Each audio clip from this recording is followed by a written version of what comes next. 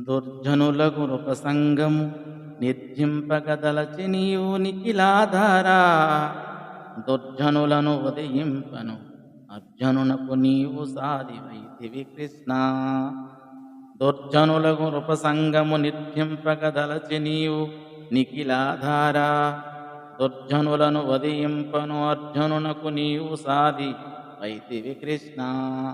ఓ కృష్ణ, సమస్త లోకాలకు ఆధారభూతుడైన దేవాదిదేవ, దుష్టులైన రాజుల సమూహాన్ని అనగా కౌరవులను సంహరించవలననే భావంతో దుర్మార్గులను నిర్మూలించే కొరకు నీవు అర్జునునికి సారథివైనావు అని ఈ పద్యభావం.